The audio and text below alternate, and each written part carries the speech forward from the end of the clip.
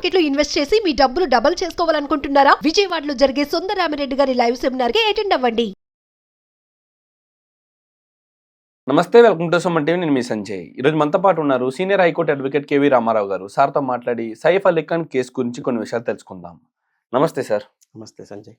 Sir, ప్రముఖ బాలీవుడ్ నటుడు సైఫ్ అలీ ఖాన్ పై కత్తితో దాడి జరగడం జరిగింది. ఈ వార్త అనేది సంచలనంగా మారుతుంది. అసలు ఈ దాడికి గల కారణాలు ఏంటంటారు? అసలు నిందితులు ఎవరంటారు? సంజయ్, గత గురువారం రాత్రి తెల్లారుజామున 3 గంటలకి ఈ ఇన్సిడెంట్ జరిగింది. ఫస్ట్ మనం ఒక దొంగ అనుకున్నాము. అతను అటాక్ భారీ స్కెచ్ తో చేశాడు. అతని బాడీపై బ్యాక్ ఈపు పైన గాయాలైనవి, నెక్కి గాయాలైనవి. ఆ గాయాలు కూడా ఇంచెలోతు అట్లా వెళ్ళిపోయాయి. పెద్ద దాడే జరిగింది, చాలా గాయాలైనవి. అతను ముంబైలోని లీలావతి ఫేమస్ హాస్పిటల్ ఉంది, అక్కడ చికిత్స పొందుతున్నాడు. మనకు నిన్న కూడా బులెటిన్ రిలీజ్ అయినప్పుడు ఓకే, ఆరోగ్యంగా ఉన్నాడు, కోలుకుంటున్నాడు అన్నారు. ఈ ఇన్సిడెంట్ జరిగిన సిచ్యువేషన్ చూస్తే దొంగేనా, లేక ఇంకేమైనా శక్తులు ఉన్నాయా, లేకపోతే ఎవరైనా దాడి చేపించారా, లేకపోతే ఇంకేమైనా వాళ్ళ ఇంట్లో ఫ్యామిలీ విషయాలు ఉన్నాయా అనేవి చర్చకు వచ్చినాయి పబ్లిక్ లో. వాస్తవంగా వారి యొక్క చిన్న కొడుకు వారి కేర్ టేకర్ ఒక పని మనిషి దగ్గర ఉన్న టైంలో ఆ దొంగ అటాక్ చేయబోయాడని, అటాక్ చేసే క్రమంలో ఆ పని మనిషి అడ్డుకొని కేకలు వేసినప్పుడు ఈ సైఫ్ అలీ ఖాన్ వచ్చి అతనితో దాడి చేశాడని, ఆ దాడి అతనితో తలపడ్డాడని, అడ్డుకున్నాడని, కొడుకుపై దాడి జరగకుండా అడ్డుకున్న టైంలోనే గాయాలైనాయని ఒక వార్త విన్నాము. తర్వాత ఇంకొక వార్త ఏమేమంటే ఇతని దగ్గర 1,000 కోట్ల ఆస్తులు ఉన్నాయి, 100 కోట్ల డబ్బులు ఉన్నవి, అవి ఎత్తకపోవడానికి వచ్చాడని దొంగ అని విన్నాము.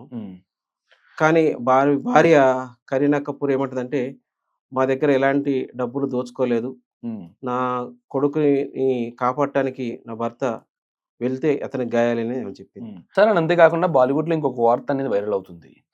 సైఫ్ అలీ ఖాన్కి తన వంట మనిషికి అక్రమ సంబంధం ఉంది, దానివల్ల తనపై తన డ్రైవర్ దాడి చేయడం జరిగిందని చెప్పేసి ఒక వార్త అనేది వైరల్ అవుతుంది. అసలు ఈ వార్తలో ఎంతవరకు నిజం ఉందంటారు? వాస్తవానికి ఒక ఇన్సిడెంట్ జరిగినప్పుడు రకరకాల గాసిప్స్, రకరకాల వార్తలు మన ఈ యొక్క మీడియా, సోషల్ మీడియాలో కుంపాలు వస్తూనే ఉంటాయి. వాటిల్లో నిజాలు మనకి అవి బహిర్గతం వరకు తెలియదు. వంట మనిషి ఇన్సిడెంటా, లేకపోతే వాళ్ళ కేర్ టేకర్ ఉన్న చిన్న కొడుకును కాపాడుతున్నప్పుడు వారి భార్య ఏదైతే చెప్పిందో అది నిజమా, ఇవన్నీ కూడా. ఆ దొంగ అయితే ఇప్పుడు దొరికాడు. బాంద్రా పోలీస్ స్టేషన్ లో ఈ కేసు ఇన్వెస్టిగేషన్ నడుస్తుంది. పోలీసులు అతను ప్రశ్నిస్తున్నారు. అసలు ఇన్సిడెంట్ జరిగిన వెంటనే దేశవ్యాప్తంగా ఉన్న అనేక రాష్ట్రాల్లో ప్రముఖ హీరోలు, మన రాష్ట్రంలో చిరంజీవి, జూనియర్ ఎన్టీఆర్ చాలా మంది ఎక్స్ లో పోస్టులు పెట్టడం జరిగింది, త్వరగా కోలుకోవాలి, ఇలాంటి ఇన్సిడెంట్లు కరెక్ట్ కాదని. సార్, ఇక్కడ చూసుకుంటే తన కార్ డ్రైవరే తనపై కత్తితో దాడి చేయడం జరిగింది. దీని వెనక డబ్బు ముఖ్య కారణమై ఉంటుందంటారా, లేకపోతే వేరే శక్తులు ఏమన్నా ఉన్నాయంటారా? మనకి ఇప్పుడు సైఫ్ అలీ ఖాన్ అన్న క్లారిటీ చెప్పాలి. ఎవరైతే ఇప్పుడు నిందితుడు బయటపడ్డాడో, ఎవరైతే దొరికాడో ఆ నిందితుడు అన్న విషయాలు చెప్పాలి. ఇవి బాంద్రా పోలీస్ స్టేషన్ నుంచి కోర్టుకు వెళ్ళిపోతాయి. అది నిందితుడు దొరికాడు కాబట్టి విషయాన్ని కోర్టులో తేలాల్సింది. అండ్ అంతేకాకుండా సార్, ఈ కేసులో చూసుకుంటే ఆయన దాడికి ముందు కూడా ఆయన ఒక బ్యాగ్ని ధరించాడు.